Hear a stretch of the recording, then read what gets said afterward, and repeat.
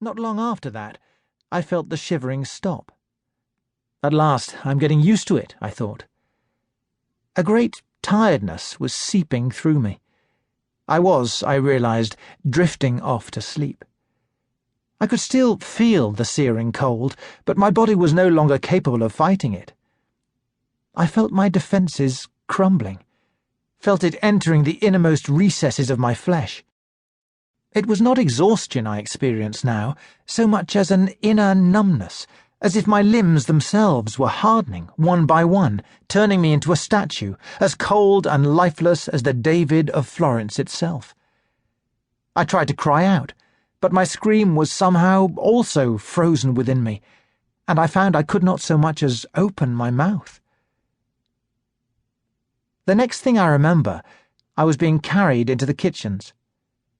I woke up looking into my master's dark eyes, before the Persian dropped me unceremoniously to the floor.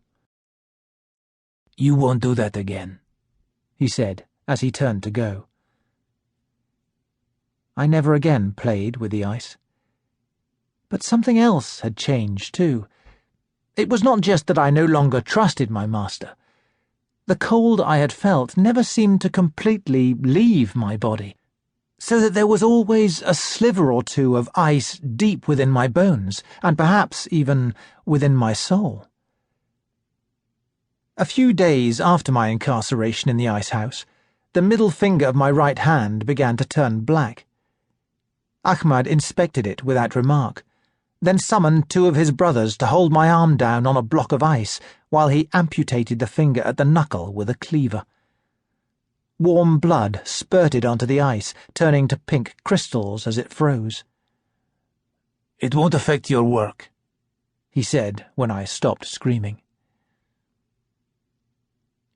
Each night, as tired as a dog and half frozen to death, I crawled into the palace kitchen to sleep next to one of the big, open fireplaces on which meat was roasted à la brace, over embers. The kitchen workers grew used to me, and no longer chased me out with brooms and knives.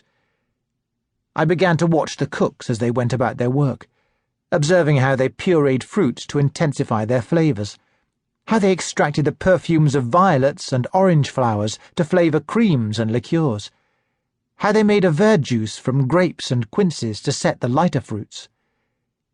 But when I tried to suggest to Ahmad that these techniques could be of use in our own work, my master was scornful.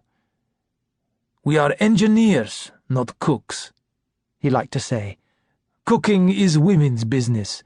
We know the secrets of ice." Indeed, these were ancient secrets, a body of knowledge which had been passed down from father to son within a few Persian families, suppliers of sherbets to the court of Shah Abbas in Isfahan. Some of this knowledge was contained in stained leather-bound notebooks, their pages covered in diagrams and spidery Arabic writing. But most was kept only in Ahmad's head, in a set of rules and maxims he followed as blindly as any ignorant country priest reciting a Latin liturgy he does not truly understand.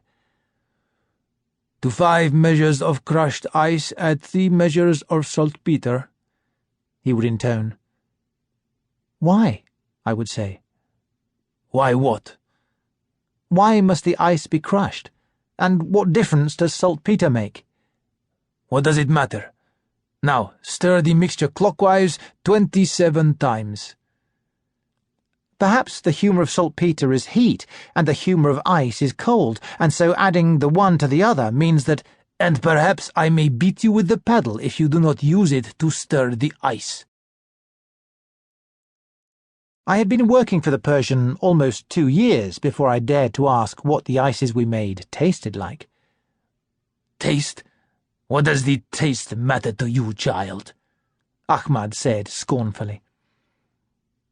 I knew that I had to be careful how I answered if I was to avoid yet another beating. "Sir, I have seen how the cooks try their dishes as they make them. I think I will understand better how to make these ices if I know how they are meant to taste." We were making an ice flavoured with a syrup of the small sweet oranges that some call China oranges, and some